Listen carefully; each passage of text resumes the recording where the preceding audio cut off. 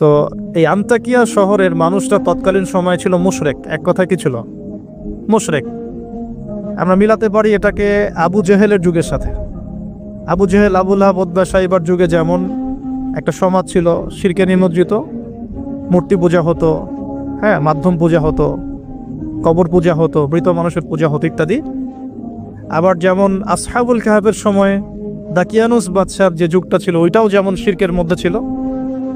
আবার ইব্রাহিম আলাইহিস সালামের সময় আজারের যুগটা, নমরুদের যুগটা যেমন ছিল, বা মুসা আলাইহিস সালামের সময় ফিরআউনের যুগটা যেমন ছিল, ঠিক ওই রকমই আন্তাকিয়ার যিনি রাজা ছিলেন ওই সময়কার যুগটা ছিল শিরক বা কুফরে নিমজ্জিত আর কি।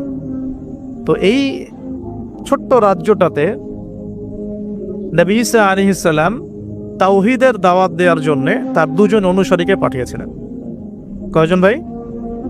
দুজন অনুসারীকে পাঠিয়েছিলেন। ওয়াদরিব লাহুম মাসালান আসহাবাল ক্বরিয়া। আল্লাহ পাক এটা সূরা ইয়াসিনের মধ্যে বলেছেন 13 থেকে প্রায় 32 নম্বর আয়াত পর্যন্ত পুরো লম্বা আলোচনা আছে, কিন্তু এই খুঁটিনাটি বিষয়গুলো সূরা ইয়াসিনের মধ্যে নাই। এগুলো তাফসির আপনাকে ঘাটতে হবে। একটা তাফসির যদি পড়েন মন কলিজা ঠান্ডা হয়ে যাবে, অন্তত একটা, সেটা হলো তাফসিরে জালালাইন।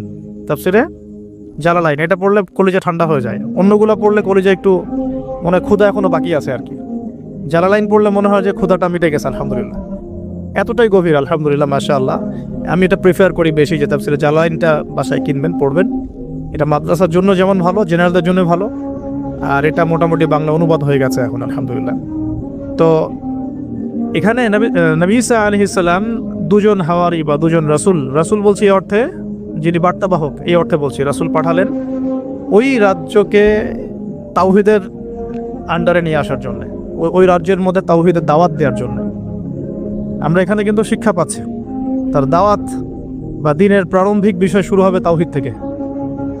দিনের প্রাথমিক বিষয় শুরু হবে কি থেকে? তাওহীদ থেকে। দিনের প্রাথমিক বিষয় খেলাফত থেকে শুরু হচ্ছে না। দিনের প্রাথমিক বিষয় কিন্তু রাষ্ট্রকায়েম থেকে শুরু হচ্ছে না, বরং দিনের প্রাথমিক বিষয় শুরু হচ্ছে তাওহীদের দাওয়াত থেকে। এবং দাওয়াত দিবে কারা? এইরকম রাসূল, মুখলেস, আল্লাহ পাকের একজন বাছাইকৃত বান্দা যারা। আমরা তো বাছাইকৃত রাসূল নই, তাহলে আমরা রাসূলের অনুসারী হওয়ার ক্ষেত্রে যেন পরিপূর্ণতা অর্জন করতে পারি, এটা আমাদের টার্গেট থাকবে। মানে আমরা রাসূল হতে পারছি না, আমাদের একটা দরজা বন্ধ, কিন্তু সাহাবীদের মতো হওয়ার চেষ্টা করতে হবে। মানে আমাদের দরজাটা এখানে আর কি। তো এখন দাওয়াত দিতে গিয়ে তারা যখন শহরে ঢুকলেন, এখানে শহরের রাজার নাম কি ছিল ইত্যাদি মেনশন করা হয় নাই। কোরআন চুপ আছে, আমরাও চুপ আছি, ঠিক আছে।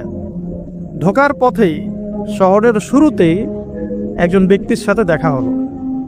এই ব্যক্তি একজন কাঠমিস্ত্রি ছিলেন। কি ভাই? কাঠমিস্ত্রি। তো কাঠমিস্ত্রিকে নাজ্জার বলা হয়, আরবি দিয়ে কি বলা হয়? নাজ্জার। তো তাকে জিজ্ঞাসা করলেন দুজন রাসূল যে আপনার নাম কি? সে বলছে আমার নাম হাবিব বিন ইসরাইল। হাবিব বিন ইসরাইল। তো তিনি জিজ্ঞাসা করছেন আপনারা এখানে কেন এসেছেন?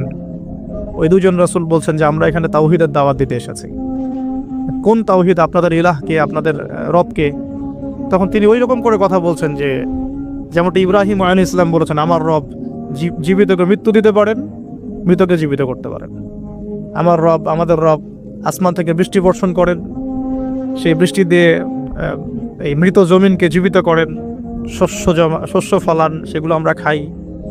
আমাদের রব সূর্যকে পূর্ব দিক থেকে ওঠান, পশ্চিম দিকে ডোবান। এরকম যত বৃত্তান্ত আল্লাহ সম্পর্কে, তাওহীদের যত কথা তাকে শোনানো হলো। তো সে ব্যক্তি একটা প্রশ্ন করে বসলো যে তাহলে কি আমাকে কোনো মুজিজা দেখাতে পারবেন কিনা? আপনি যে একত্ববাদের কথা বলছেন, এক আল্লাহর কথা বলছেন, কোনো মুজিজা দেখাতে পারবেন কিনা? এখন মনে করেন তো দেখি যে ঈসা আলাইহিস সালামের যুগের মুজিজা কি ছিল। এক এক যুগের মুজিজা কিন্তু এক একটা। মুজিজা বোঝেন কিনা? অলৌকিকত্ব, যেটা নবীগণের মাধ্যমে প্রকাশ পায়। এটা আল্লাহর ক্ষমতা, এটা নবীদের ক্ষমতা নয়, কিন্তু আল্লাহ পাকের ক্ষমতা। নবীদের মাধ্যমে আল্লাহ প্রকাশ করান।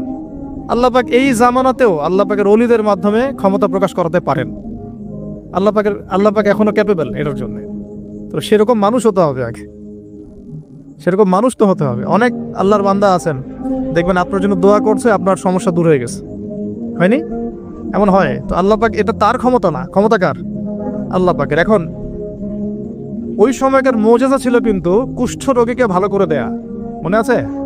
অন্ধত্ব দূর করে দেয়া, এবং মৃত ব্যক্তিকে জীবিত করেছেন ঈসা আলাইহিস সালাম আল্লাহর হুকুমে, মনে আছে? যে যুগের মুজিজা, মানে যে যুগটা যে বিষয়ে বেশি বৈচিত্র্যময় ছিল, ওই যুগে আল্লাহ পাক ওই মুজিজাই দিয়েছেন। যেমন সুলাইমান আলাইহিস সালামের সময় জিনদের খুব দাপট ছিল, বুঝছেন? তো সুলাইমান আলাইহিস সালামের সময় জিনদের দাপটটা বেশি ছিল। আল্লাহ পাক জিনদের উপর সুলাইমান আলাইহিস সালামকে কন্ট্রোল দিয়ে দিয়েছেন। ওই যে বাতাসে তার সিংহাসন ফ্লাই করতে শুরু করলো, তার আংটির মধ্যে আল্লাহ পাক ক্ষমতা দিয়ে দিলেন। জিনদেরকে যে কাজ করতে বলতো সেই কাজ জিনরা করতে বাধ্য হতো। মনে আছে ঘটনা?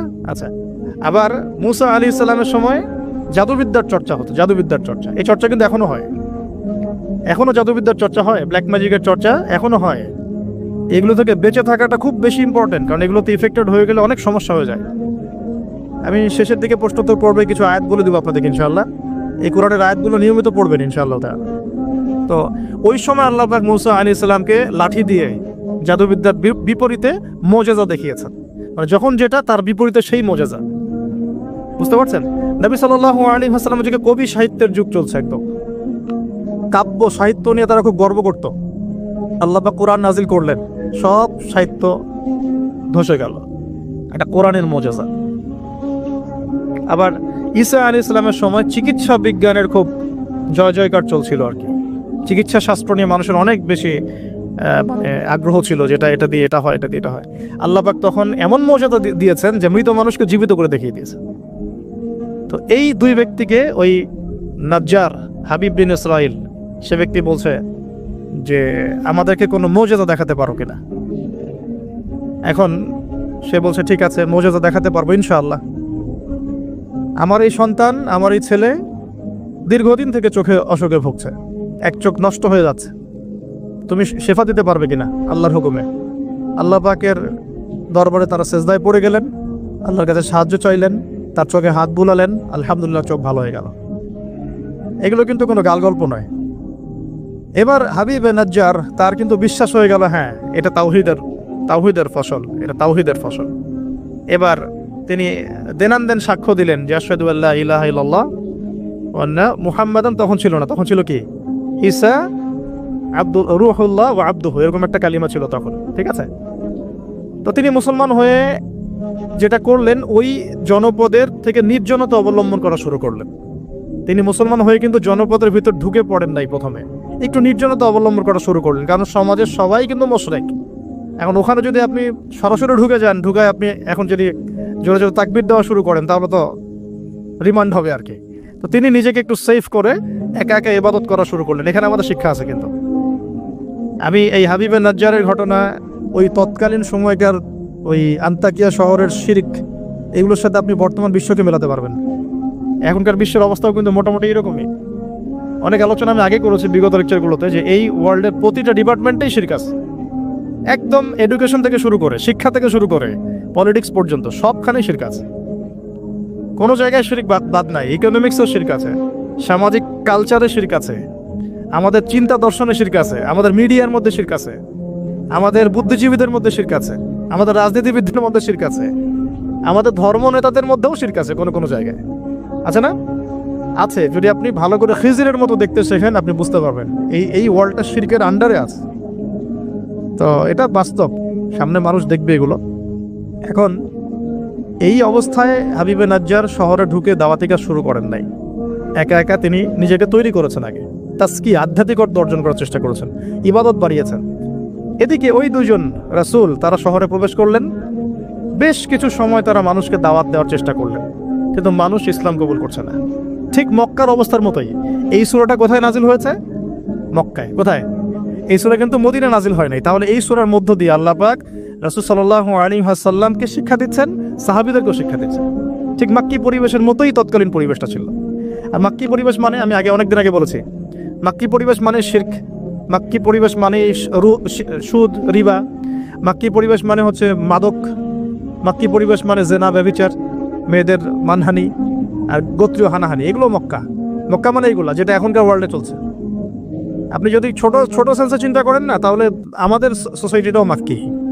ছোট সেন্সে চিন্তা করেন, এখানে শিরক দিয়ে ভর্তি, রিবা সুদ দিয়ে ভর্তি, মাদক দিয়ে ভর্তি, মেয়েদের যে জেনা, ব্যভিচার, পর্নোগ্রাফি, এগুলো দিয়ে ভর্তি। আর কি গোত্রীয় হানাহানি তো আছেই, এটা এখন পলিটিক্যাল হানাহানিতে রূপ নিয়েছে। কোনো জায়গায় ধর্মীয় হানাহানি হচ্ছে, মসজিদে ভাগাভাগি হচ্ছে। আছে, মক্কার আদর্শ কিন্তু এখনো সমাজের মধ্যে আছে, খালি দার্শনিক দৃষ্টিভঙ্গিতে দেখতে শেখুন, একটু একটু খিদিরের মতো দেখতে শেখুন। এখন দেখুন, এই দুজন রাসূল দাওয়াত দেওয়ার পর, দীর্ঘদিন দাওয়াত দেওয়ার পরে যখন মানুষ ইসলাম কবুল করছে না, তখন তারা প্রকাশ্যে মানে আল্লাহু আকবার তাকবীর এটা দেয়া শুরু করেছিল। যখনই বের হতেন তারা তাকবীর দিতেন, আল্লাহু আকবার আল্লাহু আকবার আল্লাহু আকবার লা ইলাহা ইল্লাল্লাহ লা ইলাহা ইল্লাল্লাহ, এভাবে প্রকাশ্য দাওয়াত দেওয়া শুরু করলেন। ঠিক আব্দুল্লাহ বিন মাসউদ রাদিয়াল্লাহু আনহু মতো নবী সাল্লাল্লাহু আলাইহি ওয়াসাল্লাম একদিন বললেন যে, কে আছো কুরাইশদেরকে কোরআন শোনাতে পারো? তারা তো কোরআন শুনতেই চায় না, কোরআন বললেই কানে আঙ্গুল ঢুকায় দেয়। হ্যাঁ, কোরআন বললেই তারা কাপড় দিয়ে মাথা আবৃত করে, এগুলো কোরআনে আছে কিন্তু। তখন আব্দুল্লাহ বিন মাসউদ, সুবহানাল্লাহ, রুয়াইয়াল গানাম বলা হতো তাকে, মানুষ তাচ্ছিল্য করতো, মানুষ তাকে তাচ্ছিল্য করতো। তার পা ছিল সরু, মানে চিকন সরু, পা দেখে আবু জেহেল হাসাহাসি করতো, সুবহানাল্লাহ। আর ওই পায়ের নিচেই আবু জেহেলের মৌতালা লিখেছিলেন, সুবহানাল্লাহ। ওই পা দিয়ে তার আবু জেহেলের বুকের উপর পাড়া দিয়ে তিনি তাকে গর্দান কেটেছেন বদরের মাঠে।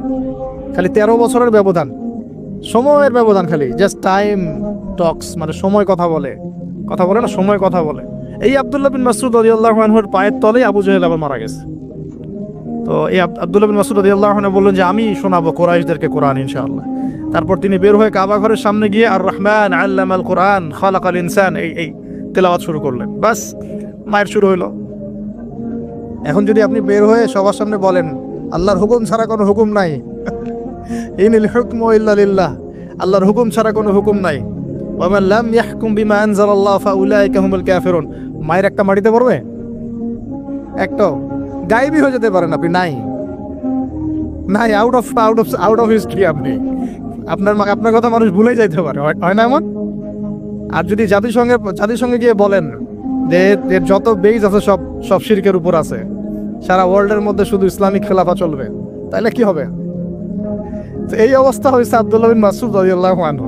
বেচারা মক্কায় গিয়ে কাবা ঘরের সামনে গিয়ে বলছে, লা ইলাহা ইল্লাল্লাহ, আল্লাহ ছাড়া কোনো মাবুদ নাই, আর রহমান আল্লামাল কোরআন খালাকাল ইনসান আল্লামাহুল বায়ান আফাবিআইয়ি আলাই রাব্বিকুমা তুকাযযিবান। বাস, আবু জেহেল, আবু লাহাব, উতবা, সাইবা সবগুলো মেরে মারা শুরু করেছে। তাহলে শিক্ষা হচ্ছে এগুলো সুন্নত। শিক্ষাটা কি? দিনের পথে যদি সত্যিকার কেউ এফোর্ট দেয়, তাহলে এই জিনিসগুলো তার ভাগ্যে আসবে। এই নির্যাতন, নিপীড়ন বা অপদস্থতা তার ভাগ্যে আসবে। যাদের ভাগ্যে আসছে না, 100% বলতে পারবো যে সেটা সঠিক পথ নয়, 100%।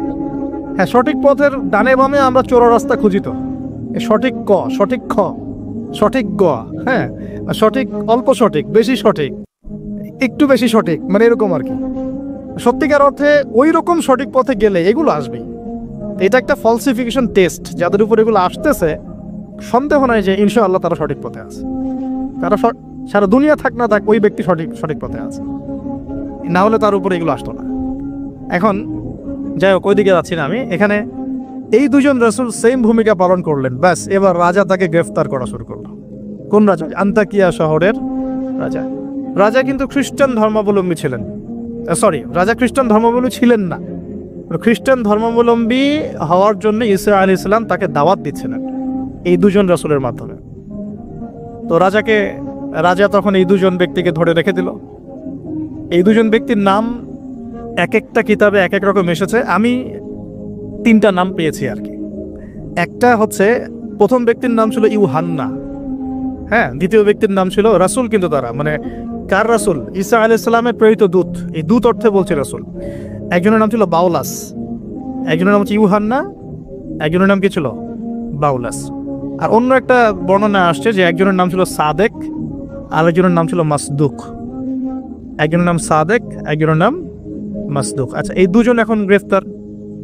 তো এবার তাদেরকে রেখে দেওয়া হয়েছে। ঈসা আলাইহিস সালাম আরও একজন ব্যক্তিকে তাদের সাহায্যের জন্য পাঠালেন। এটাই হলো কোরআনের এই আয়াতটা, যে ওয়াদরিব লাহুম মাসালান আসহাবাল ক্বরিয়া ইয জাআহাল মুরসালুন ইয আরসালনা ইলাইহিম ইসনাইন ফাকাযযাবুহুমা ফাআজ্জাজনা বিসালিস। যখন তাদের দুইজনকে অস্বীকার করা হলো, আমি আরও একজনকে পাঠালাম। এই আরও একজনের নাম হচ্ছে আপনার শামউন। কি নাম? শামউন। এই শামউন ছিল খুবই বিচক্ষণ। এখান থেকে আমাদের শিক্ষা আছে একটা, দাওয়াতি কাজ করতে চান, দিন নিয়ে চলতে চান, দিন প্রচার করতে চান, বা দিন নিয়ে বড় স্বপ্ন দেখেন, এই শামউনের মধ্যে শিক্ষা আছে। কিরকম শিক্ষা? এই শামউন গিয়ে সরাসরি তাদেরকে বললো না যে আমি ওদের দুজনকে বাঁচাতে আসছি, কারণ শামউন নিজের পরিচয় গোপন করে ফেলছে। শামউন নিজের পরিচয় গোপন করে সে অর্ডিনারি মানুষের রূপে সমাজে মেলামেশা শুরু করলো। সে মোটামুটি একটা ছদ্মবেশ ধারণ করেছে এবং আস্তে আস্তে আস্তে আস্তে রাজার ঘনিষ্ঠ মানুষদের সাথে তার একটা সম্পর্ক তৈরি হয়েছে। এমনও বহু মানুষ কিন্তু এখন সমাজের মধ্যে আছে না, সরাসরি ইমান জানান দিতে পারে না কিন্তু ভিতরে ভিতরে ইসলামকে সমর্থন করে, আছে না? আমাদের প্রতিটা ডিপার্টমেন্টে এমন ভাই বোন আছে কিন্তু যারা ইসলামকে মন থেকে সাপোর্ট করে, কিন্তু হয়তো চাকরির ভয়, এটা ভয় ওইটা ভয়, মানে এক্সপোজ করতে পারে না। তো প্রথমত সে সেভাবে নিজেকে গুটিয়ে নিল। এক পর্যায়ে রাজার কাছে তার নাম ছড়িয়ে পড়লো। সে একদিকে তাদের সাথে মেশে, আরেকদিকে সে আল্লাহর কাছে দোয়া করে, নামাজ পড়ে, সেজদা করে। সে কিন্তু একজন আধ্যাত্মিক গুণে গুণান্বিত মানুষ। এক পর্যায়ে রাজার দৃষ্টি আকর্ষিত হলো তার প্রতি। ওই যে ইউসুফ আলাইহিস সালামের প্রতি রাজার দৃষ্টি আকর্ষিত হয়েছিল না? স্বপ্নের ব্যাখ্যা কেউ দিতে পারে না, ইউসুফ দিয়ে দিলেন 7 বছর দুর্ভিক্ষ হবে, ওকে আমার কাছে নিয়ে আসো, ওকে আমার কাছে নিয়ে আসো, ওকে আমার কাছে নিয়ে আসো, আমি তাকে আমার নিকটস্থ কাছের মানুষ বানিয়ে দিব। তো রাজা বা শাসক যদি সৎ হন, মনের মধ্যে যদি সততা থাকে না, তিনি খুঁজে বের করতে পারবেন কার দ্বারা আসলে জাতির খেদমত হওয়া সম্ভব। এটা দায়িত্ব তাদের খুঁজে বের করা যে কোন কোন মানুষদেরকে কাছে নিয়ে আসলে দেশের বা জাতির খেদমত হবে। এই সৎ সাহস তো সবাই দেখাতে পারে না। এখন এই ব্যক্তি, এই রাজা মোটামুটি এদিক থেকে বিচক্ষণ ছিল। সে শামউনকে কাছাকাছি নিয়ে আসলো, নিয়ে এসে বলল যে তোমার সব কথাবার্তা আমার কাছে খুব ভালো মনে হয়, তোমার জ্ঞানের যে জ্ঞানতাত্ত্বিক কথাবার্তাগুলো তুমি বলো, এগুলো খুব ভালো মনে হয়, তো তুমি আমার কি উপকার করতে পারো? তো শামউন বলছে যে আমি শুনেছি যে আপনার জেলখানায় 2জন ব্যক্তি আছে। কোন 2জন? আগে দুজন গ্রেপ্তার হয়, তো তাদের ব্যাপারে আপনার কি মন্তব্য? আমার মন্তব্য, আমি আসলে ভাবার সময় পাইনি তাদেরকে নিয়ে, রাজা খুব ব্যস্ত ছিল। তাকে আমার কাছে নিয়ে আসেন, আমি কিছু কথা বলতে চাই তাদের সাথে। শামউনের কথা শুনে রাজা নিয়ে আসলেন তাদের 2জনকে। এবার শামউন কৌশলে এই 2 ব্যক্তির মাধ্যমে রাজাকে দাওয়াত দিচ্ছে। শামউন এদেরকে বলছে যে তোমরা কোন আল্লাহর ইবাদত করো, কোন আল্লাহর কথা বলছো, আমাদের এখানে তো এমন কোনো আল্লাহ নাই। তখন তারা আবার ব্যাখ্যা দিচ্ছে, আমরা সেই আল্লাহর কথা বলি যে আল্লাহ ছাড়া কোনো ইলাহ নাই, যিনি আসমান থেকে বৃষ্টি বর্ষণ করেন, যিনি মৃতকে জীবিত করেন, ইত্যাদি ইত্যাদি। তাওহীদের সব কথা তারা বলা শুরু করলেন এবং রাজা কিন্তু শুনছে। শোনার মাধ্যমকে শামউন নিজে। তাহলে এখানে আমাদের শিক্ষা আছে না? তা আপনারা একটু ইসলামের পথে আসলেই সমাজ থেকে ডিসকানেক্টেড হতে চান কেন? সমাজের মধ্যেই থাকতে হবে, সমাজের মধ্যে থেকেই আপনি সমাজের ভিতর ইসলাম ছড়িয়ে দিবেন ইনশাআল্লাহ। ঠিক আছে? ইনশাআল্লাহ একদিন সমাজ পরিবর্তন হবে। আমরা যদি সমাজ থেকে ডিসকানেক্টেড হয়ে যাই তাহলে তো সমাজ নষ্ট হয়ে যাবে। দেখুন, অনেক যুবক ছেলে আমাদেরকে বলে ভাইয়া নামাজ পড়তাম না, এখন নামাজ পড়ি, এখন বিসিএস পরীক্ষা দিব না ভাবছি। কেন দিবেন না? ওর সাথে কি সম্পর্ক, ওর সাথে কি শত্রুতা? আপনি আরো বড় বড় পোস্টে যান, মানুষকে তাওহীদের দাওয়াত দেন, তাওহীদ প্রতিষ্ঠার চেষ্টা করেন, আল্লাহ হেফাজত করুন, আল্লাহ তৌফিক দান করুন।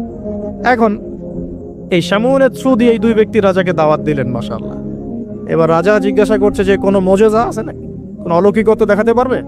আমরা যে আল্লাহর ইবাদত করি, মাঝে মাঝে কিন্তু জিনের উপাসনা করলে কিছু অলৌকিকত্ব দেখা যায়। অলৌকিকত্ব না, মানে ভেলকিবাজি দেখানো যায় আর কি। দেখবেন জিনতাত্ত্বিক যারা চর্চা করে দেখবেন ভেলকি দেখায় মানুষকে। আপনি কোনো কবিরাজের কাছে গিয়েছেন, আপনাকে বলে দিবে যে 2 বছর আগে তুই এটা করছিলি না, এরকম কিন্তু বলে দেবে। আপনাকে ধাক্কা লাগলো যে হ্যাঁ তাই তো, আমার তেমন হয়েছে। আসলে ও যে জিনের উপাসনা করে, ওই জিন আপনার যে কারিন আছে এর সাথে কানেকশন ফিক্স করে আর কি। কারণ আপনার জিন ফিউচার জানে না, কিন্তু আপনার জিন তো আপনার হিস্ট্রি জানে। আপনার জিন আপনার হিস্ট্রি জানে। তো তো তখন আপনার কাছে মনে হলো হ্যাঁ তাই তো, আমি তো অমুক দিন অমুক মেয়ের জন্য দাঁড়াইছিলাম এখানে।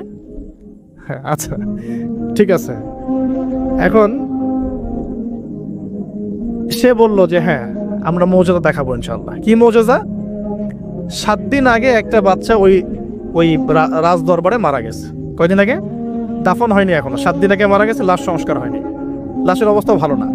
এখন এই 2 ব্যক্তি আল্লাহর কাছে দোয়া করলেন, আল্লাহ আজকে যদি তুমি মুজিজা আমাদের হাত দিয়ে আমাদের মাধ্যমে দেখাও, ইনশাআল্লাহ এরা তাওহীদের উপর চলে আসবে।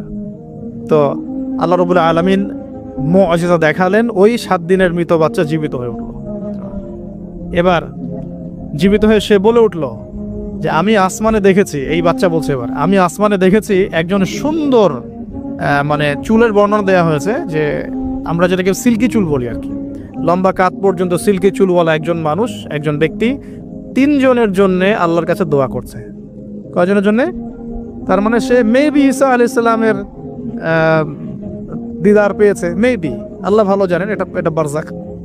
এখন রাজা এবার হকচকিয়ে গেল, তিনজনকে কে, আমরা তো দুজন জানি, তিনজনকে। তখন ওই ব্যক্তি বলছে শামউন একজন, এই ব্যক্তি একজন।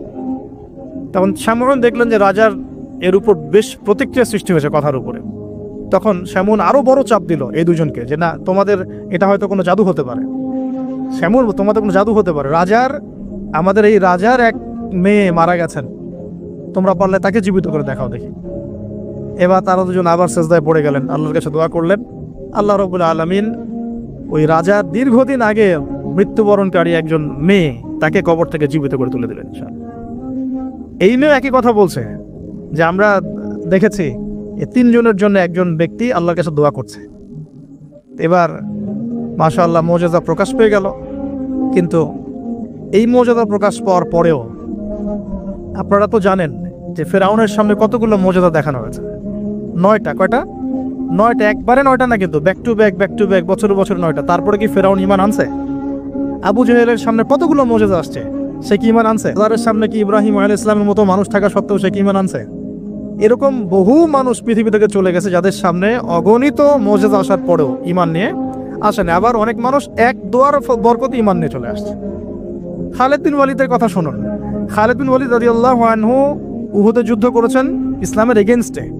যখন নবী সাল্লাল্লাহু আলাইহি ওয়াসাল্লাম বিদায় হজের আগে যখন তিনি ওমরা করেছেন, বিদায়ের ওমরা হজটা কাজা করেছেন, ওই সময় তিনি এসে শুধু একটা চিরকুট লিখে দিয়েছিলেন যে যদি খালিদ মুসলমান হতো তাহলে তার জন্য কতই না ভালো হতো। নবীজি এটাও বলেননি খালিদ আসো ইসলাম কবুল করো, তোমার আগের সব গুনাহ মাফ হয়ে যাবে, এটা এতটুকু বলেন নাই। নবীজি বলেছেন, খালি চিরকুটে লিখে দিয়েছেন যে যদি খালিদ ইসলাম কবুল করতো তাহলে কতই না ভালো হতো। এই একটা কথাই তার মনে এমন দাগ কেটেছে, তিনি নিজে গিয়ে মদিনা ইসলাম কবুল করে আসছেন। আর তারপরে তো জানেন তার হাতে ইসলামের কতগুলো বিজয় হয়েছে, প্রায় 80 থেকে 100টা ব্যাটেল তিনি লড়ছেন ইসলামের জন্য, এবং কোনো ব্যাটেলেই তিনি কিন্তু পরাজিত হন নাই। তাকে বলা হয় সাইফুল্লাহ, আল্লাহর তরবারি। এখানে একটা কথা বলি, এই মানুষকেও শয়তান ওয়াসওয়াসা দিত। এই খালিদ বিন ওয়ালিদ রাদিয়াল্লাহু আনহুকেও এই যে বললাম না, চোখ লাগা, বদনজর, ওয়াসওয়াসা, এই সমস্যা হতো। এই সমস্যাগুলো আমাদেরও হয়, হ্যাঁ, এবং এই অনলাইনের মাধ্যমে এটা বেশি হয়।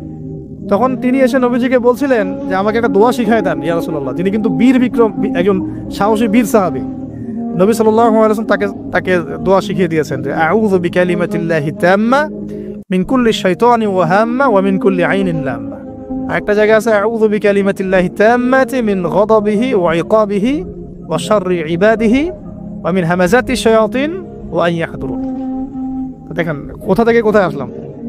এখন মুজিজা দেখার পরেও তো বহু রাষ্ট্রপ্রধান ইসলাম কবুল করেছে। এখনো তো আপনার সামনে আমার সামনে মুজিজা পড়ে আছে। কি মুজিজা? কোরআন। কেউ কোরআন নিয়ে একটা ভুল প্রমাণ করুক, একটা বিধান প্রমাণ করুক যে মানবতা বিরোধী, বা এটা এই যুগে চলে না, ওই যুগে চলতো, এর মধ্যে এক জাররা পরিমাণ ভুল কেউ বের করতে পারে কিনা দেখুক। তারপরেও তো মানুষ কোরআন মেনে চলছে না। ব্যাপারটা এরকম হচ্ছে না? এখন রাজার সামনে অনেকগুলো মুজিজা দেখানো হয়েছে ঠিকই, কিন্তু রাজা তাদেরকে কবুল করে নাই। ফিনিশিং হলো এটা। এবার এই তিনজনকে শাস্তি দেওয়া হবে। শামউনের আসল রূপ তো প্রকাশ পেয়ে গেছে। এবার শামউনের কি আসল রূপ প্রকাশ পেয়ে গেছে। এবার তিনজনকে শাস্তি দেওয়ার প্ল্যান করা হয়েছে। তখন তারা আল্লাহর কাছে দোয়া করলেন যে আল্লাহ আমাদেরকে এই জালেমের জুলুম থেকে আল্লাহ হেফাজত করুন। তো তাদেরকে আটকে রাখা হয়েছে, পাথর নিক্ষেপ করে হত্যা করা হবে, এটা হচ্ছে রায় ওদের। ওই সময়কার রায়গুলো এমন ছিল, রজম করে হত্যা করা হবে, বা বড় বড় কিছু গাভী ছিল ওদের, সোনার দিয়ে তৈরি বা পিতল দিয়ে তৈরি, এর ভিতরে মানুষকে ঢুকিয়ে নিজ দিয়ে আগুন জ্বালিয়ে দেওয়া হতো। চিন্তা করতে পারেন। তারপরে শুলদণ্ড ছিল, পিছনের রাস্তা দিয়ে লোহা আছে না, পেঁচানো লোহা বাকিয়ে ঢুকিয়ে মাথার মগজ দিয়ে বের করে দেওয়া হতো। এগুলো ছিল শুলদণ্ড। একজন সাহাবী খুবাইব রাদিয়াল্লাহু আনহুকে এইভাবে দণ্ড দিয়ে হত্যা করা হয়েছে। নাউযুবিল্লাহ, সুবহানাল্লাহ। আল্লাহ পাক তাকে জান্নাতের শীর্ষ মর্যাদা দান করুন, দোয়া করে। তো এবং তিনি ওই যে বলেছিলেন ইন্তেকালের আগে, লাস্তু উবালি হিনা উকতালু মুসলিমান আলা আই জামবিন কানা লিল্লাহি মাসরাই। ওনাকে বলা হচ্ছিল যে তোমার জায়গায় মুহাম্মদ সাল্লাল্লাহু আলাইহি ওয়াসাল্লামের যদি নখ কেটে ফেলি তুমি কি মুক্তি নিবা? তো তখন তিনি বলেছিলেন যে লাস্তু উবালি হিনা উকতালু মুসলিমান, আমি কোনো পরোয়াই করি না যখন আমাকে মুসলমান রূপে শহীদ করা হচ্ছে। আলা আই জামবিন কানা লিল্লাহি মাসরাই, আমাকে যেদিকেই পাশ ফেরানো হোক না কেন সেটা আল্লাহর জন্যই। ওয়াযালিকা লিল্লাহি ওয়া ইয়াশা, তিনি এমন একজন ইলাহ যিনি চাইলে ইউবারিকা আলা ফি কুল্লি শিলউইন মুমাজ্জা, তিনি আমার প্রত্যেকটা গোশতের টুকরায় হাড্ডিতে বরকত দিতে পারেন। তো এই সাহাবীর ইন্তেকালের খবর মদিনায় পৌঁছে যায়। এটা পড়ে নিয়েন, এটা রাজির ঘটনা, রাজির ঘটনার মধ্যে পাবেন। সিরাত অবশ্যই পড়বেন, আর আমার জন্য দোয়া করবেন যে আমি চেষ্টা করছি আগামী বইমেলা আসার আগেই সিরাতের উপর একটা অনবদ্য কিতাব লেখার জন্য। আল্লাহ পাক তৌফিক দান করুন। সমস্ত সিরাতের বইগুলোকে একত্রিত করে, এবং আমার টুকটাক কিছু গবেষণা আছে ভাঙাচুরা, সহজ সাধ্যভাবে, যাতে ইয়াং জেনারেশন খুব সহজে বুঝতে পারেন সিরাটাকে, একটা মোটামুটি 500,000 পৃষ্ঠা একটা বই আসবে ইনশাআল্লাহ। আল্লাহ পাক তৌফিক দান করে নেবেন। তো অনেকে অনেক টপিকের কথা বলেছিলেন আমাকে যে এটা নিয়ে লিখেন, এটা নিয়ে লিখেন, বা এটা নিয়ে লিখেন, বা আখিরুজ্জামান নিয়ে লিখেন, ঠিক আছে? তো আমি বললাম যে না, আগে রাসূল সাল্লাল্লাহু আলাইহি ওয়াসাল্লামের বরকত দিয়ে শুরু হবে ইনশাআল্লাহ। আল্লাহ নবীর বরকত যার কপালে নসিব হবে ইনশাআল্লাহ তার ফিউচারটা ভালো হবে ইনশাআল্লাহ। তো আল্লাহ পাক আমাদেরকে সহজ করুন, তৌফিক দান করুন। এখন এখানে এই তিনজনকে আটকে রাখার পর যেটা বলছিলাম, এবার তাদেরকে পাথর নিক্ষেপ করে হত্যা করার কথা বলা হয়েছে, আর তারা এখানে আল্লাহর কাছে দোয়া করছেন। এর ফলশ্রুতিতে ওই রাজ্যের মধ্যে দেন দুর্ভিক্ষ শুরু হয়ে গেল। কি হলো ভাই? একদম দুর্ভিক্ষ। ওয়ার্ল্ড কি আসতেছে দুর্ভিক্ষের দিকে? আসতেছে আসতেছে, সবর করেন। তো এখন আমি একটা লেকচারে বলেছিলাম যে এই ইকোনমিক স্যাংশন বা ইকোনমিক ইনফ্লুয়েশন যেগুলো হয়, এগুলো থেকে বাঁচার জন্য সূরা ইউসুফের মধ্যে একটা হেদায়েত আছে। ওই সূরা ইউসুফ আলাইহিস সালামের 7 বছর মেয়াদি যে পরিকল্পনা, ওই পরিকল্পনা যদি কেউ বাস্তবায়ন করে, কোনো রাষ্ট্রে দুর্ভিক্ষ হবে না ইনশাআল্লাহ। যদি হয়ও, আল্লাহর হুকুমে যদি হয়ও, ইনশাআল্লাহ জনগণ না খেয়ে মরবে না। ওই 7 বছরের মেগা পরিকল্পনা কি, সেটা একটু সূরা ইউসুফ ঘাটে দেখেন। তার মূল জিনিসটাই হচ্ছে অপচয় নষ্ট করা, অপচয়টাকে রোধ করা। অপচয় নষ্ট করে না, মানে অপচয়কে রোধ করা, সমস্ত রকম অনিয়ম বন্ধ করা, এবং ফিউচারের জন্য খাবার এবং সম্পদগুলো সঞ্চয় করতে থাকা। যেমন আমরা কিন্তু অনেক অপচয় করি, খাবার নষ্ট করি, গ্যাস নষ্ট করি, তেল নষ্ট করি, নষ্ট করি, কিন্তু আবার প্রয়োজনের চেয়ে বেশি ব্যবহার করি। আবার দেখা যায় যে অনেক প্রকল্প হাতে নিচ্ছি কিন্তু পুরোপুরি বাস্তবায়িত হচ্ছে না, দুর্নীতি হচ্ছে, ইত্যাদি ইত্যাদি। এগুলোকে যদি বন্ধ করা যায়, আপনি ইন ফিউচার একটা জাতির ইকোনমিক বিষয়টা সাস্টেইন করতে পারবেন ইনশাআল্লাহ। তো আমি ইকোনমিক্স নিয়ে অন্য একদিন ইনশাআল্লাহ কোনো একটা সেমিনার করবো ইনশাআল্লাহ তাআলা। আজকে বলছি এতটুকু যে ইউসুফ আলাইহিস সালামের অর্থনৈতিক যে মেগা পরিকল্পনা 7 বছর, এটা যে নিতে পারবে, যে সমাজের রাষ্ট্র গেইন করবে ইনশাআল্লাহ সাকসেস। এই জিনিসগুলো আমাদের ঊর্ধ্বতন কর্তৃপক্ষ থেকে বোঝানো উচিত, দাওয়াতটা পৌঁছানো উচিত। হয়তো বা তারা জানেন না, এমন হতে পারে যে তাদেরকে যুগের সাথে তাল মিলিয়ে কেউ বুঝাতে পারেনি এখন পর্যন্ত, এমন হতে পারে। এই জন্য আমরা সবার প্রতি আমভাবে দাওয়াতের নসিহত করব, কারোর প্রতি আমরা কোনো শত্রুতা পোষণ করতে যাব না। কারণ আমাদের সমাজের মানুষগুলো কিন্তু আমাদেরই ভাই, আমাদেরই বোন, আমরাই। তো হয়তো কেউ হেদায়েত পেয়েছে, কেউ পায় নাই, কেউ বুঝে আসছে, কেউ আসে নাই, ইত্যাদি। এখন এই মানুষগুলো দোয়া করছেন তিনজন, এইভাবে বলছি, ইউহান্না, বাউলাস এবং শামউন। হ্যাঁ, অথবা অন্য বর্ণনা আছে সাদেক, মাসদুক এবং শামউন। তারা দোয়া করছেন, এদিকে দুর্ভিক্ষ চলছে। এখন জনগণ তাকে বলা শুরু করলো যে ইন্না তাতায়্যারুনা বিকুম, তোমাদেরকে আমরা এখন অশুভ মনে করা শুরু করেছি, তোমাদেরকে আমরা অশুভ, অলক্ষণ মনে করছি। সূরা ইয়াসিন পড়ে দেখেন, আমরা তোমাদেরকে অলক্ষ্য বলি না, কুলক্ষণ, অলক্ষণে, এরকম কথা বলি না, তোমাদেরকে আমরা এখন অলক্ষণে মনে করছি। যদি তোমরা তোমাদের এই দাওয়াত বন্ধ না করো, আমরা তোমাদেরকে রজম করে হত্যা করো। এবার রজমের প্রিপারেশন নেওয়া হচ্ছে।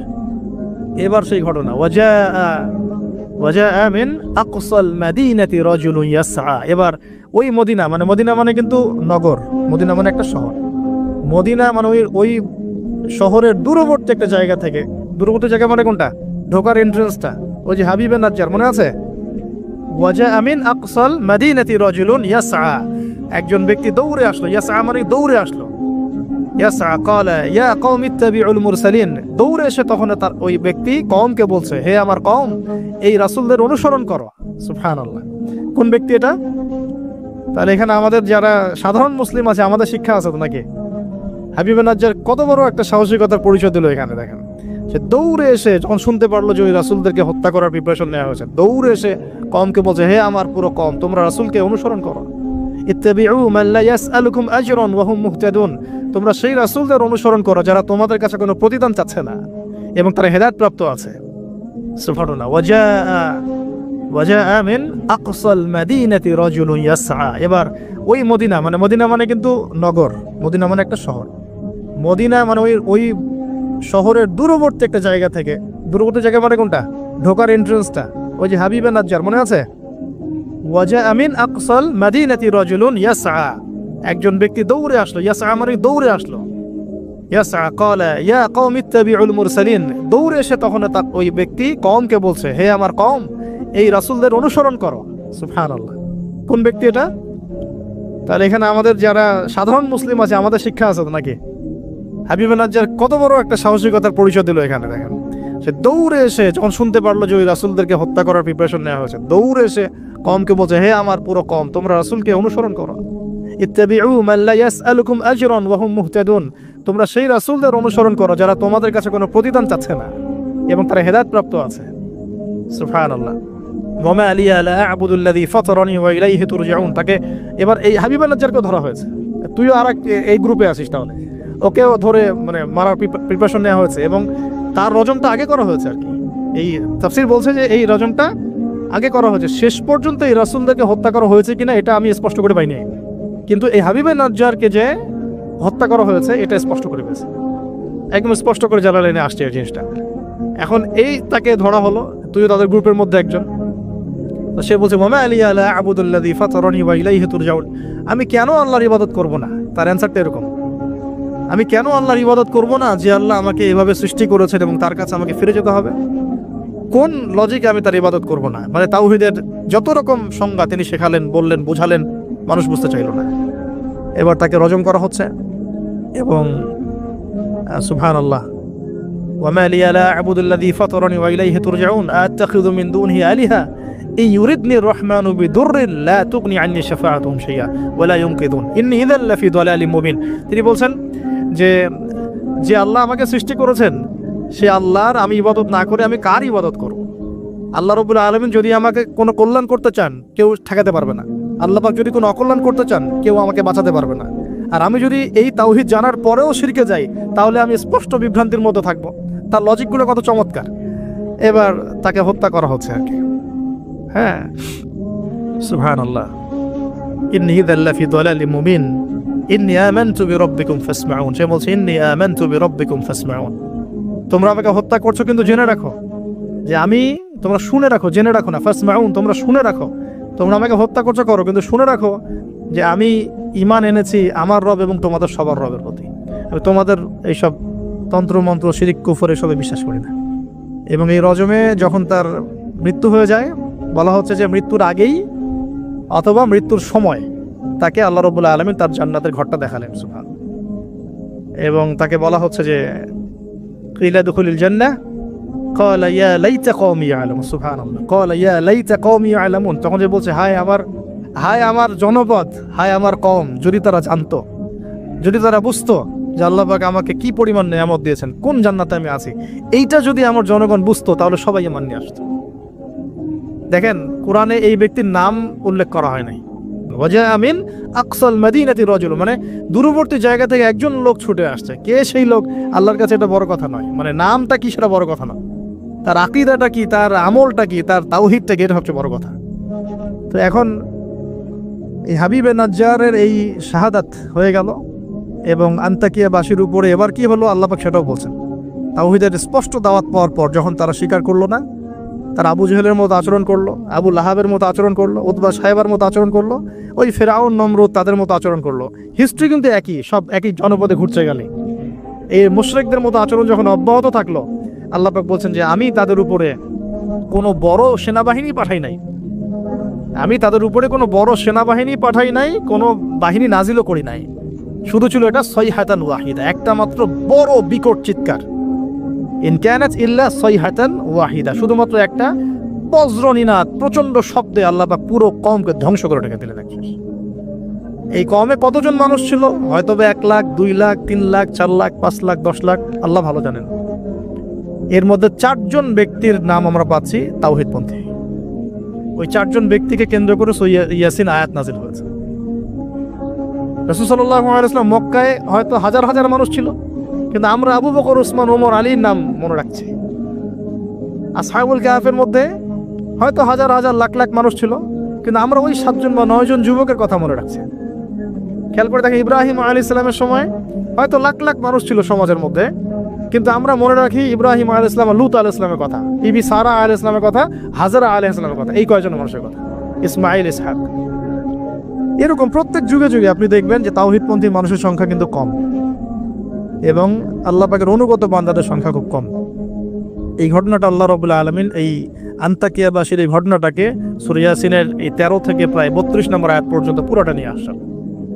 এবং এর মধ্য দিয়ে আল্লাহ রাব্বুল আলামিন আমাদেরকে যে মেসেজগুলো দিতে যাচ্ছেন সেটা হলো, যে পয়েন্টটাকে ফাইন্ড আউট করি। দেখুন, ফার্স্ট অফ অল রাসূলদের কাজ যারা করবেন, মানে রাসূলের কাজ মানে কি? দাওয়াতি কাজ, তাবলীগের কাজ, মানুষকে তাওহীদের প্রচার করবেন, দ্বীনের ফিকির করবেন, দিন নিয়ে দিন প্রতিষ্ঠার স্বপ্ন দেখবেন, তাদেরকে সর্বপ্রথম আগে তাওহীদপন্থী হতে হবে। তাওহীদপন্থী মানে এই ভেজাল তাওহীদপন্থী না। এই তাওহীদ না যে আমি তাগুতও মানি আবার ইয়াও মানি, মানে ইসলামও মানি, আমি তাগুতও মানি, আমি কুফরও মানি, আমি সুদও মানি, হ্যাঁ, আমি দলীয় বিভাজনও মানি, আমি কি বলবো যে ব্যক্তি পূজাও করি, আমি শায়েখ পূজাও করি, আমি সবই করি, আবার তাওহীদও আছে। মানে এইরকম গোলালো মার্কা তাওহীদের কোনো কাজ নাই বাংলাদেশে। যদি বাংলাদেশে আমরা ইসলাম নিয়ে বড় স্বপ্ন দেখি, তাহলে আগে তাওহীদের ডেফিনেশন শিখতে হবে। তাওহীদ কাকে বলে? লা ইলাহা ইল্লাল্লাহ মানে আল্লাহ ছাড়া কিছুই নাই। এই কথা স্পষ্ট করে আমাদের বলার মতো সৎসাহস থাকা উচিত এবং বলার মতো যোগ্যতা থাকা উচিত। মানুষকে বোঝানোর ক্ষমতা থাকা উচিত যে লা ইলাহা ইল্লাল্লাহ মানে কি। মানে আমি কালিমা পড়েছি, এদিকে আমি কবরও সাজদা করব? আমি কালিমা পড়েছি লা ইলাহা ইল্লাল্লাহ, এখন আমি কি মানে মৃত মানুষের কাছে পূজা করতে পারি? আমি কি লা ইলাহা ইল্লাল্লাহ বলার পরে আল্লাহ পাক ছাড়া অন্য কারো বিধানের সামনে দাসত্ব করতে পারি? এই জিনিসগুলো আমাদের স্পষ্ট করে বোঝা উচিত আগে। তাওহীদের উপর থাকা এবং তাওহীদ বোঝায়, তাওহীদের দাওয়াত মানুষকে দেওয়া। আপনারা কিতাবুত তাওহীদ, শিরক কি ও কেন, এই টাইপের অনেকগুলো বই পাবেন বাজারে। এগুলো পড়লেও তাওহীদ সম্পর্কে অনেক কিছু জানতে পারবেন ইনশাআল্লাহ। আর সব তাওহীদ একসাথে এস্টাবলিশ করা যায় না, ধাপ থাকে। ব্যক্তি পর্যায়গুলো আগে আমরা সংশোধন করব, আমাদের পরিবারটাকে সংশোধন করার চেষ্টা করব ইনশাআল্লাহ। আস্তে আস্তে আমরা তাওহীদের দাওয়াত মানুষকে দেব। আল্লাহ পাক যখন কবুল করবেন দেখবেন ইনশাআল্লাহ তাআলা, শুধুমাত্র আমরা আমাদের সমাজ কেন, আখিরুজ্জামানের হাদিসগুলো বলছে যে ইসলাম পুরো বিশ্বের প্রতিটা ঘরে প্রবেশ করবে ইনশাআল্লাহ। একটা কাঁচা ঘর বাকি থাকবে না, একটা পাকা ঘরও বাকি থাকবে না, এমনটাই হাদিস এসেছে। একটা কাঁচা ঘরও বাকি থাকবে না, একটা পাকা ঘরও বাকি থাকবে না, যেখানে লা ইলাহা ইল্লাল্লাহ প্রবেশ করবে না। এটা হবে ফিউচার, ওয়ার্ল্ডের ফিউচার এইটা। যত ফিউচারের কথাই মানুষ বলুক না কেন, ভিশন 2030, 2040, 2050, হ্যাঁ, ভিশন কবলাল কিয়ামা, মানে ভিশন ইমামুল মাহদি আর ভিশন ঈসা আলাইহিস সালাম হচ্ছে যে পৃথিবীর প্রতিটা ঘরেই তাওহীদের কালিমা লা ইলাহা ইল্লাল্লাহ প্রবেশ না করে আল্লাহ পাক কিয়ামত দিবেন ইনশাআল্লাহ। এটা হলো আল্লাহ পাকের হুকুম, হয়ে গেছে, কুদিয়াল আমর, লেখা হয়ে গেছে এটা। এখন আমরা আগে, তাহলে আমাদের দায়িত্ব কি ভাই? আগে তাওহীদ শিখতে হবে। এবং তাওহীদ তো একা একা শেখা যায় না। স্পেশালি আপনারা যারা জেনারেল ব্যাকগ্রাউন্ড থেকে আসছেন, সবাই তো আর একা একা পড়ে কেউ আলেম হয়ে যেতে পারবো না, পারবেন? অতএব এখানে দৃষ্টিভঙ্গি আগে প্রশস্ত রেখে উলামায়ে কেরামের দ্বারস্থ হন। উলামায়ে কেরামের দ্বারস্থ হওয়ার সময় সাম্প্রদায়িক হয়ে যাবেন না, যে আমি এই আকীদা ফলো করি, এই মানহাজ ফলো করি, এই মাযহাব ফলো করি, বাস ইনাদেরকেই ধরে বসে থাকবো, আর কারো কাছে যাব না। এই চিন্তাটাও ঠিক না। কারণ জ্ঞান কিন্তু সবার কাছেই আছে, জ্ঞান সবার কাছেই আছে। আপনি যদি বলেন যে আমি হানাফি মাযহাবের সব মানি আলহামদুলিল্লাহ, আমি শাফিঈ মাযহাবের সব মানি আলহামদুলিল্লাহ, আহমদ বিন হাম্বল রাহিমাহুল্লাহকে শ্রদ্ধা করি, তার জ্ঞান আমি নিব ইনশাআল্লাহ, ইমাম মালিক রাহিমাহুল্লাহকে শ্রদ্ধা করি, তার জ্ঞান নিব, আপনি অনেক বেশি জ্ঞান পাবেন, অনেক বেশি জ্ঞান পাবেন। আর যদি এত কিছু বোঝার ক্ষমতা আপনার না থাকে, কমসে কম একটা স্কুল অফ থট ফলো করেন, সমস্যা কি? সাধারণ মানুষ, আমার অত কিছু বোঝার ক্ষমতা নাই ভাই, আমি একজন ইমামকে ফলো করি, ব্যাস হয়ে গেল, এতটুকু যথেষ্ট।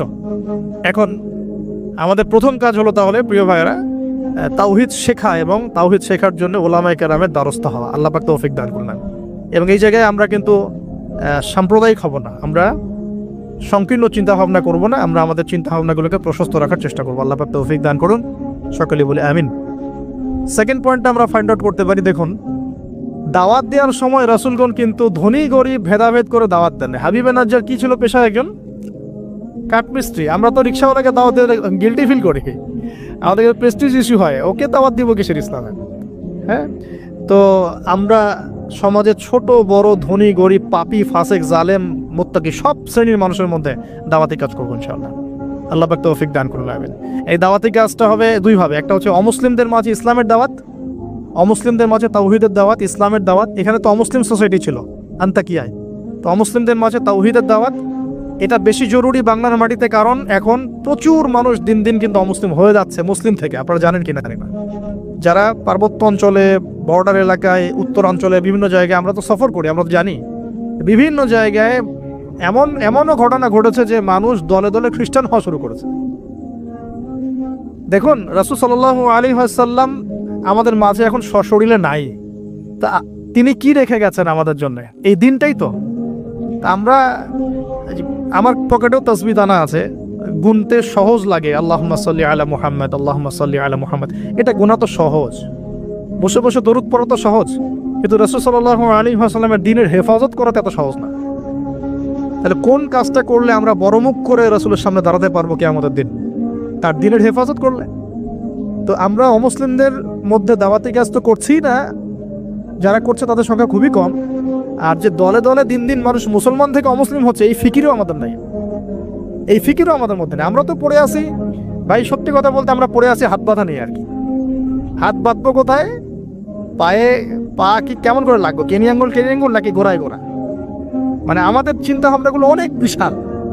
আমরা একদম মানে ওয়ার্ল্ড নিয়ে চিন্তা করতেছি। হ্যাঁ, আমরা চিন্তা করতেছি একদম ইসলামিক রেভলিউশন, খিলাফা, এই সেই, অথচ বাস্তবিক অর্থে আমাদের চিন্তা কোন জায়গায়? কেনি আঙ্গুলে না গোড়ায়? আপনি হাতটা উঠাবেন না, আপনি বাঁধলেন কোথায়? অনেকের অ্যাটিটিউড এতটাই এগ্রেসিভ যে মনে হয় যে হাত নিচ থেকে উপরে আসা মানে হচ্ছে অমুসলিম থেকে মুসলমান হয়েছে। আগে অমুসলিম ছিল, ভাবতে এমন যে আগে মুসলমান ছিলাম না ভাই, আগে দিন কিছুই বুঝতাম না, এখন আমি একদম পরিপূর্ণ সহিতে আসছি। তার মানে আগে আপনি সহিতে ছিলেন না।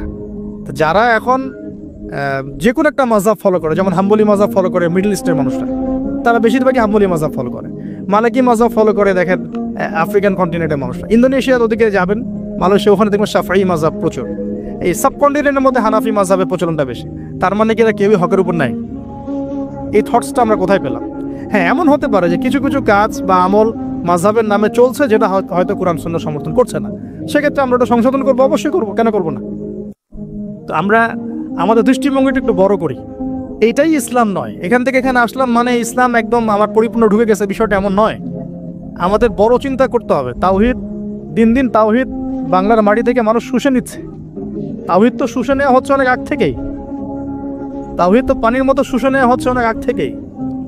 ব্যক্তিগত জীবনে হয়তো আমি সুন্নতের আমল করছি, ব্যক্তিগত জীবনে আমি তাসবিহ তাহলিল করছি, জিকির আজগার করছি, তাহাজ্জুদ পড়ছি, সত্যিকার অর্থে কি এটাই ইসলাম? ইসলাম বলতে এতটুকুই বোঝায়? তো এই জিনিসগুলো আমাদের একটু বড় করে ভাবা উচিত। আর ইখতিলাফি মাসআলাগুলোকে নিয়ে এত বেশি আর আল্লাহর রাস্তায় ঝগড়া করেন না। অলরেডি মসজিদ ভাগ হতে হতে হতে হতে আমরা মানে এমন একটা সময় ছিল যখন সবাই বলতো যে এইগুলা বাতিল, এটাই হক। নাম বলছি না আমি, XYZ, এগুলো বাতিল, এইটা হচ্ছে হক। তো পরে দেখা গেলো হকের মধ্যে হক, হক ক, হক খ, হক গ, হক ঘ, এগুলো শুরু হয়েছে। আর আপনি কোথায় যাবেন? তো এখানে একটা ভালো দৃষ্টিভঙ্গি এরকম যে আমরা সবার প্রতি শ্রদ্ধা রাখতে পারি, আমরা সবার মতাদর্শের প্রতি শ্রদ্ধা রাখতে পারি তো কমসে কম, যে হ্যাঁ ওই ভাইয়ের কাছে কিছু দলিল আছে, আমার কাছেও আছে, তার দলিলটা কতটুকু অথেন্টিক, আমারটা কতটুকু অথেন্টিক না, এই গভীরে ঢোকার মতো জ্ঞান তো আমাকে অর্জন করতে হবে। আমি দু চারটা বই পড়ে কী বা শিখে ফেললাম? এমন দু চারটা বই পড়ে আমি কী বা শিখে ফেললাম? আর যে রেফারেন্সগুলো দেয়া আছে বইয়ের নিচে, ওই রেফারেন্সগুলো ঘাটার মতো যোগ্যতা আমার হয়েছে কিনা? মনে করেন একটা বই পড়ছেন, নিচে আপনার একদম সব বুখারী মুসলিম লেখা, তো এই বুখারী মুসলিমের ভিতরে ঢোকার যোগ্যতাটা কি আপনার হয়েছে কিনা? বা ওইটার উসুল আপনি বোঝেন কিনা? ওই হাদিসটা সত্যি সত্যি ওই মাসআলা সাবিত করে কিনা, এটা আপনি বোঝেন কিনা? ওই হাদিসটাকে নিয়ে, ওই দলিলটাকে নিয়ে আপনি কি অন্য কোনো মুহাক্কিক আলেমের কাছে গিয়েছেন কিনা? তাদের জবাবটা শুনেছেন কিনা? আমরা অনেক ছোট জায়গায় আছি ভাই। আমি একটু খোলামেলা কথা বলছি, আমরা এখন অনেক ছোট পরিসরে চিন্তা করছি।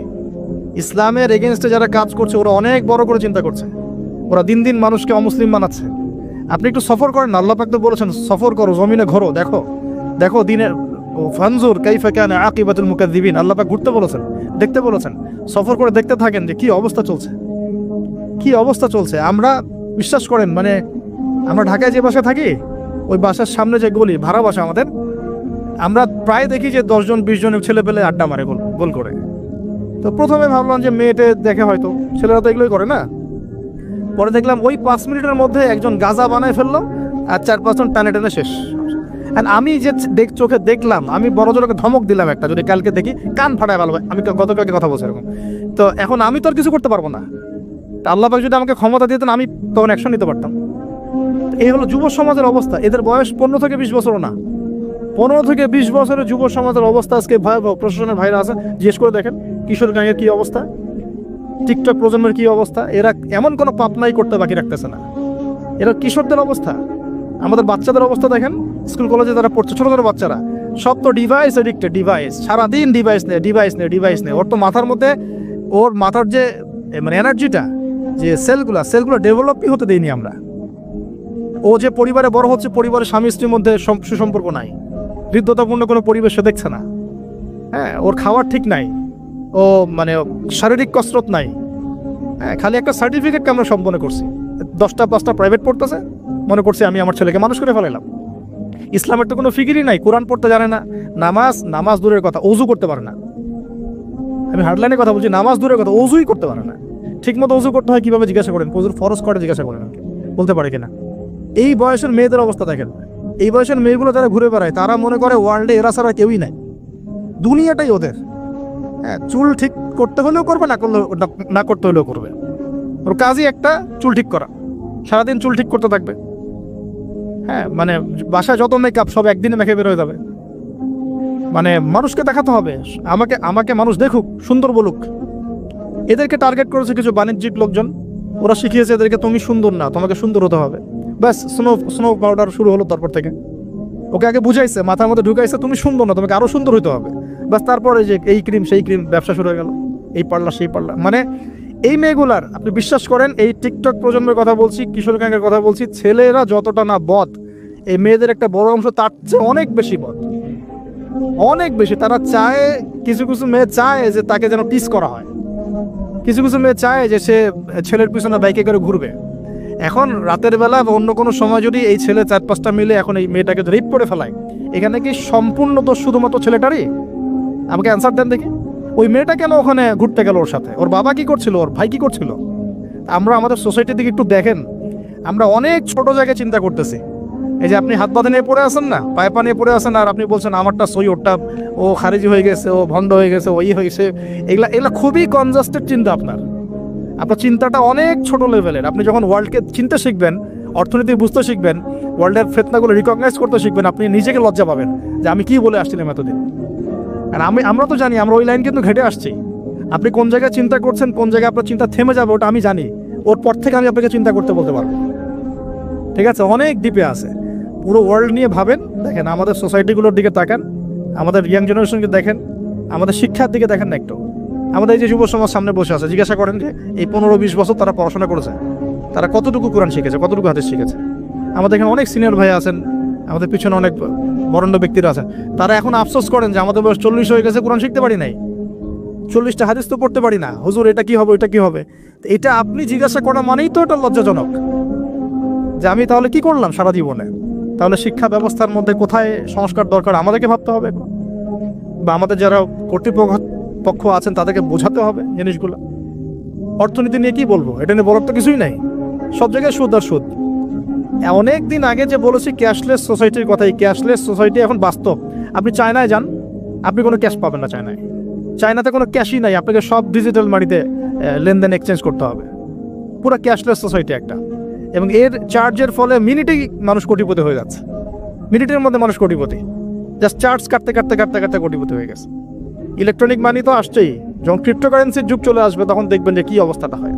তা আমাদের ইকোনমিক সেকশনের এই মানে কি বলবো, যে আধুনিকায়নই বলেন অথবা আধুনিকায়নের শুরুতে সমস্যাগুলো, এগুলো ফাইন্ড আউট করার মতো আলেম ওলামারও ঘাটতি আছে।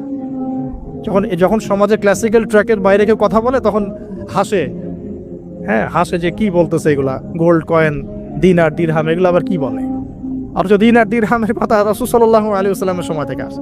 কতদিন বোঝানোর চেষ্টা করলাম, হ্যাঁ কতদিন যে বোঝানোর চেষ্টা করলাম যে ভাই 10 লাখ টাকা বাসায় রেখে দেন, দেখেন টাকার মান কমে না বাড়ে। আর যদি 10 লাখ টাকার সমপরিমাণ জমি থাকে আপনার, দেখেন এটার মান বাড়বে না কমবে। এতটুকু বুঝতে পারতেছি না, এগুলো সাস্টেইনেবল কোনো অ্যাসেট না। কারেন্সি ছিল গোল্ড, দিনার এবং সিলভার, দিরহাম, এখন সেটা নাই ভালো কথা, কিন্তু আমাদেরকে তো বুঝতে হবে যে আমাদের ফিউচার কি। ইউসুফ আলাইহিস সালামের ফিউচার, ইউসুফ আলাইহিস সালাম যেভাবে তার জাতিকে 7 বছরের একটা মানে গোল নিয়ে সামনে গিয়েছিলেন যে আমরা মূল্যবান সম্পদগুলো করি, মানে সংরক্ষণ করি, যখন দুর্ভিক্ষ সময় আসবে তখন আমরা বাঁচতে পারবো। মিশরের লক্ষ লক্ষ মানুষ বেঁচে গেছে, তা আমাদের সেই ফিকির কোথায়? তো আমি একটা পয়েন্ট থেকে এতদূর চলে আসছি যে আমরা অনেক ক্ষুদ্র জায়গায় চিন্তা করছি। এই যে এক হাতে মোসাফা না দুই হাতে মোসাফা, আপনার এই সেই এইগুলা আপনার চিন্তাটাকে এত ছোট জায়গায় নিয়ে আসছে যে আপনি বড় করে এখন ভাবতেই পারতেছেন না। আর আমাদের দরকার, যদি আমরা সত্যি কথা বলছি, যদি আমরা চাই যে আমাদের সমাজ, দেশ এবং জাতি আগামীতে অনেক বেশি সমৃদ্ধি অর্জন করুক, আমাদের ক্রিটিক্যাল থিঙ্কার্স দরকার। আমাদের দরকার ক্রিটিক্যাল থিঙ্কার্স, যারা চিন্তা করতে পারে, ওয়ার্ল্ড নিয়ে ভাবতে পারে, মানে ইসলামটাকে ওয়ার্ল্ডের সাথে মিশাতে পারে। ইসলাম একদিকে পড়ে থাকবে আর ওয়ার্ল্ড একদিকে চলে যাবে, তারা তো হইল না কিছু। দেখেন ওই সময় লাত উজ্জা মানাত শিরক এগুলো বলতেন, লাত উজ্জা মানাতের মূর্তি পূজার শিরক এগুলো বলতেন সাহাবীরা। এই যুগে যদি আবু বকর ওমর রাদিয়াল্লাহু আনহু আসতেন, তারা কি ওই কথাই বলতেন? এই যুগের শিরকগুলোকে ফাইন্ড আউট করতেন? বলেন তো দেখি। নিঃসন্দেহে তারা এই যুগের সাথে আপডেটেড থাকতেন। তা আমাদেরকে এই যুগের সাথে আপডেটেড থাকতে হবে। তো আল্লাহ পাক আমাদেরকে তৌফিক দান করুন, আমিন। তো যেটা বলছিলাম যে আমার শ্রদ্ধেয় দিনী ভাইরা, প্রথমে আমরা তাওহীদটা শিখবো ইনশাআল্লাহ। তাওহীদের চর্চা করব। নিজের পরিবারটাকে আগে আপনি তাওহীদপন্থী বানান। আপনাকে সমাজ নিয়ে আগে ভাবতে হবে না, আগে আপনি আপনার পরিবারটাকে তাওহীদপন্থী বানিয়ে ফেলেন। আল্লাহ পাক তৌফিক দান করুন। আপনার সন্তানদেরকে তাওহীদ শেখান। আপনার স্ত্রী, আপনার সন্তান, আপনার মেয়ে, আপনার আত্মীয় স্বজন, এদের মাঝে আপনি আগে দাওয়াতি কাজটা করার চেষ্টা করেন। আল্লাহ পাক তৌফিক এনায়েত করুন। এবং এটা একা একা শেখা যাবে না। আমি বলছি যে দিনই ইলম অর্জন করব, অবশ্যই মুহাক্কিক আলেম খুঁজব। আমি কোনো আলেমের নাম বলে দিব না, কারণ আমি একটা নাম বললেই অপোজিশন আছে, বলবো যে না ওনাকে তো আমি মানি না। আমি যদি বলি যে আমি আল্লামা তাকি উসমানীকে খুব ফলো করি, ভালোবাসি, পছন্দ করি, তারও তো হেটার্স আছে না? তো বলবো যে আপনি ফলো করেন, আমি করি না, আপনি মানেন, আমি মানি না। তো এই জন্য আমি কোনো নাম বলতে যাচ্ছি না। আপনি আপনার বুঝ অনুযায়ী, আপনার কাছে সারা ওয়ার্ল্ড ঘেটে যে মনে হয় যে না এই আলেম হকের উপর আছেন, তার কথাগুলা ভালো, তার ইলমি গভীরতা ভালো, তিনি সাম্প্রদায়িক না বা ইত্যাদি, তিনি হকের উপর আছেন, হক বলতে দ্বিধা করছেন না, হক বাতিলের সাথে মিক্স করছেন না, মানে আপনি বুঝেন, আপনাকে তো আল্লাহ পাক মেধা দিয়েছেন, আল্লাহ পাক তো আপনাকে বিবেক দিয়েছেন, আপনি বোঝার চেষ্টা করেন। তবে আমি রিকোয়েস্ট করবো একটা জিনিসই খালি, যে আপনি আলেমদেরকে দলে দলে ভাগ করে দিয়েন না, এবং আলেমদের মধ্যে সাম্প্রদায়িকতা সৃষ্টি করেন না, আলেমদের মধ্যে শত্রুতা বাড়ায় দিয়েন না। আপনি মৌমাছির মতো হন, এটা আমার নসিহত, আপনি মানবেন কি মানবেন না আপনার বিষয়। আমি এটা ফলো করার চেষ্টা করি, যে আমি নিজেকে একজন মৌমাছি মনে করি। আমাকে যদি বলেন যে এই যে রিক্সাওয়ালা রিক্সা আমাকে নামিয়ে দিল বাসায়, তার কাছেও আমার শেখার কিছু আছে। আপনি যদি মৌমাছি হন, আপনি এখান থেকে শিখতে পারবেন, অবশ্যই শিখতে পারবেন। এরকম অনেক শেখা আমরা শিখেছি। এখানে হাবিবে নাজ্জার ইতিহাসে জাজল্যমান হয়ে থাকলো, কিন্তু ওই রাজার নাম ইতিহাসে আসে নাই। একজন কাঠমিস্ত্রির নাম ইতিহাসে জাজল্যমান হয়ে থাকলো। হাবিবে নাজ্জারকে আল্লাহ পাক বললেন যে উদখুলুল জান্নাহ, জান্নাতে ঢোকো। সে বলছে ইয়া লাইতা কওমি ইয়ালামুন, হায় আমার কম যদি জানতো জান্নাত কত সুন্দর জায়গা। অতএব প্রিয় ভাইরা, মৌমাছি হয়ে যান, যেখানে হক পাবেন, ভালো ভালো দিনী ইলম পাবেন, আপনি সেটা নেওয়ার চেষ্টা করেন। পরে আস্তে আস্তে যখন আপনার ম্যাচুরিটি বাড়তে থাকবে, আপনি বুঝবেন যে আসলে কোনটা হকের সবচেয়ে বেশি কাছাকাছি। আপনি ধরেন মেডিকেল সায়েন্স পড়েছেন, ইঞ্জিনিয়ারিং পড়েছেন, এখন আপনি বোঝেন না যে ক্লাস 8, 9, 10-এ কোন জায়গায় গ্যাপ ছিল? বুঝতে পারি না আমরা? এভাবে আস্তে আস্তে গ্র্যাজুয়ালি আপনি যেতে থাকেন, এক পর্যায়ে আল্লাহ আপনাকে সেই এলেম, প্রজ্ঞা, হিকমা দিবে। আপনি চূড়ান্ত লেভেলে বুঝতে পারবেন যে হ্যাঁ এইটা ঠিক আছে, এখানে থাকলে কোনো সমস্যা নেই। আর বাংলাদেশে যত হকপন্থী ওলামায়ে কেরাম আছেন, হোক সালাফি ঘরানার বা হানাফি ঘরানার বা ইত্যাদি, হক সবার মধ্যেই আছে, সবার মধ্যেই আছে। তবে কিছু কিছু ব্যক্তি আছে, উভয় ঘরানারই কথা বলছি, কিছু কিছু ব্যক্তি যারা আমানতের সাথে খেয়ানত করছেন। ওই জিনিসটা বুঝতে হলে আপনাকে ওই লেভেলে যেতে হবে। আপাতত আপনি সব ওলামায়ে কেরামকে শ্রদ্ধা রাখেন, শ্রদ্ধা রেখে আপনি ইলম অর্জনের চেষ্টা করেন। যেটা আপনার কাছে পাচ্ছেন, আপনি আপনার শহরে পাচ্ছেন, আপনার কাছাকাছি পাচ্ছেন। আর একটা রিকোয়েস্ট করবো যে অনলাইনে আহলুল ফেসবুক বা ইউটিউব হয়ে যাবেন না। তো ফেসবুক ইউটিউব দেখে দিন শেখা যাবে না। ফেসবুক ইউটিউব দেখে আমরা মাঝে মাঝে কিছু তথ্য নিতে পারি, কিন্তু এই জগৎটা ইহুদি খ্রিস্টান দ্বারা নিয়ন্ত্রিত এবং একটা ফিতনার জগৎ। এখানে জিবরাইল আলাইহিস সালামকে চুবাই দেন, মানুষ তাকেও গালি দেওয়া শুরু করবে। হ্যাঁ, এখানে যে কোনো নবীকে নিয়ে আসেন, মানুষ তাকেও গালি দেওয়া শুরু করবে। এটা যে এত জঘন্য একটা জায়গা, এখানে কাউকে আর ভালো মানুষ রাখে নাই কেউ। যে কোনো আলেমের নাম বলেন, আমি তার ব্যাপারে 10টা খারাপ বের করে দিতে পারবো, আর আমার ব্যাপারে 11টা পারবো আর কি। ঠিক আছে, যে কোনো মানুষের কথা বলেন, কাউকে ভালো রাখে নাই। তো এইখান থেকে ইলম নেবেন না। এখান থেকে আপনি হয়তো কিছু তথ্য পাবেন, আবার তো সব তথ্য কিন্তু সঠিক না। এখানে রাতকে দিন বানানো যায়, দিনকে রাত বানানো যায়। ঠিক আছে, তো আপনি আলেমের দ্বারস্থ হবেন, তার কাছে যাবেন, সিলেবাস বলবেন যে আমি এই লেভেলে পড়েছি, আমার আমার জেনারেল লাইনে এই পর্যন্ত পড়া হয়েছে, আমি এখন এই পড়াশোনা করছি, আমাকে একটা আমার মতো করে সিলেবাস করে দেন। দেখবেন আলেমরা কিন্তু একটা সিলেবাস আপনাকে আপনার লেভেলে করে দিবে আর কি। আমার লেভেলের সিলেবাস আপনার সিলেবাস এক হবে না, কিন্তু আমার লেভেলে যে সিলেবাস আমাকে যে সিলেবাস করে দেওয়া হচ্ছে সেটা কিন্তু আপনার মতো হবে না, আপনারটা আমার মতো হবে না। আপনাকে আমি যদি বলি আপনাকে প্রথমে দেওয়া হবে কোরআন তেলাওয়াত শেখার ব্যাপার, নুরানি শিখবেন আপনি আগে, তারপর নাজেরা শিখবেন, তারপর আপনি হিপসে কিছু অংশে হিপস করবেন, তারপরে আরবি যে এসো আরবি শিখি টাইপের বইগুলো আছে, এসো সরফ শিখি, এসো নাহু শিখি, এগুলো শিখবেন, ক্লাসিক্যাল অ্যারাবিক ল্যাঙ্গুয়েজ শিখবেন, তারপরে আপনি ইবারত পড়ার যোগ্যতা অর্জন করবেন, দেন আপনি আস্তে আস্তে হাদিসের কিতাবগুলো মোতালা করবেন, এইভাবে যাবেন, সিরাত পড়বেন। কিন্তু সবার সিলেবাস তো একরকম হবে না। এই সিলেবাস ভিত্তিক পড়াশোনা না করলে বিক্ষিপ্ত পড়াশোনা, আজকে এই বই কালকে ওই বই, কালকে এই কালকে সেই, একদম মাথাটা ম্যাসাকাট হয়ে যাবে। এই বিক্ষিপ্ত মাথা দিয়ে আপনি না কিছু চিন্তা করতে পারবেন, না সত্য মিথ্যা বুঝতে পারবেন। তখন আপনার মাথাটাকে যে কোনো দিকে নিয়ে যাওয়া সম্ভব। আমার মাথা এত সহজে যে কোনো দিকে নেওয়া সম্ভব হবে না ইনশাআল্লাহ, বিকজ আমি এগুলো সব ঘাটাঘাটি করেছি। এমন একটা কথা বললেই আমি ফট করে গ্রহণ করবো না, কিন্তু আমি কিন্তু বিষয়টাকে অনেক গভীরে গিয়ে যাচাই বাছাই করে তারপর সিদ্ধান্তে আসার চেষ্টা করবো। কিন্তু যারা বিক্ষিপ্ত মানসিকতার যে কোনো দিকে নেবেন, বাতাস ওই দিকে দৌড়ানো শুরু করবে আর কি। এবং বাংলাদেশে যে চরমপন্থার যে একটা ব্যাপার আছে না, চরমপন্থী একটা আকীদার ব্যাপার আছে, এইটা এই বিক্ষিপ্ত মানসিকতারই ফলশ্রুতিতে হয়েছে। তারা যদি কনস্ট্রাকটিভ সিলেবাসে পড়াশোনা করতো না, তাদের মানসিকতা এমন হতো না, কিন্তু উগ্র হতো না। তারা বুঝতো, সমাজ বুঝতো, রাষ্ট্র বুঝতো, বিশ্ব বুঝতো, ওইভাবে তারা ইসলামকে নিয়ে যাওয়ার চেষ্টা করতো। আল্লাহ পাক আমাদের সবাইকে বুঝগুলো অর্জন করার তৌফিক দান করুন। আমি আসলে অল্প সময়ে অনেক বেশি কথা বলতে চাই, হয়তো একটু এলোমেলো করে ফেলছি। তো তাওহীদের চর্চা, পরিবার সমাজ, আস্তে আস্তে আত্মীয়দের মধ্যে, এবং দ্বীনি ইলম অর্জন, ওলামায়ে কেরামের সোহবত, এই কথাগুলো বেসিক কথা। এর পাশাপাশি আমরা বলবো যে দেখুন, এই প্রত্যেক যুগে যুগে আন্তাকিয়াবাসীর যে অবস্থা ছিল, প্রত্যেক যুগে যুগেও কিন্তু তাওহীদের শিরকের কনফ্লিক্ট এমনই ছিল। আপনি আবু জেহেলের যুগ বলেন, আবু লাহাবের যুগ বলেন, উতবা সাহেবার যুগ বলেন, ফেরাউন নমরুদের যুগ বলেন, সেম হিস্ট্রি। এখন আমাদের ওয়ার্ল্ড অ্যাফেয়ার্সও সেম, আমাদের ওয়ার্ল্ডেও এইভাবেই চলছে। এখানে শিরক আছে, এখানে কুফর আছে, আমাদের ওয়ার্ল্ডে সুদ আছে, আমাদের ওয়ার্ল্ডে জিনা আছে, আমাদের ওয়ার্ল্ডে পর্নোগ্রাফি আছে। যত পাপ আছে পৃথিবীতে, এই সমস্ত পাপের গ্লোবালাইজেশন হয়েছে এই ওয়ার্ল্ডে। আমরা একটা ভয়ঙ্কর বিশ্বে বাস করি। আমাদের মতো ভয়ঙ্কর বিশ্বে মনে হয় যে ওই আবু জেহেলরাও থাকে নাই। বিশ্বাস করেন না এটা? আবু জেহেলের যুগে শিরক ছিল, এটা গ্লোবালাইজেশন ছিল না। আবু জেহেলের যুগে রিবা ছিল, কিন্তু ওটা গ্লোবালাইজেশন ছিল না। এত র্যাপিডলি মানে ফিতনা ছড়িয়ে পড়তো না। আমরা সবচেয়ে ফিতনাময় পরিবেশে বসবাস করছি। সামনে আরও ফিতনা আসবে, তারপর আরও, তারপর হয়তো বা আল্লাহ পাক কোনো একটা কিছু আনবেন ইনশাআল্লাহ তাআলা, কারণ রাতের পরে দিন আসবে, এটাই স্বাভাবিক। তো এখন এই ফিতনাগুলো পরিবেশে আমাদের কিভাবে আমরা চলবো? তাহলে ফার্স্ট অফ অল আমাদের ইলম অর্জন এক নাম্বার। তারপরে আমি বলবো যে আমাদের ইলম অনুযায়ী বেশি বেশি আমল দরকার, অনেক বেশি আমল দরকার, এবং অনেক বেশি আলেমদের সাথে সোহবত দরকার। এই সোহবতে আমাকে দিন শেখাবে, আমল উৎসাহিত করবে।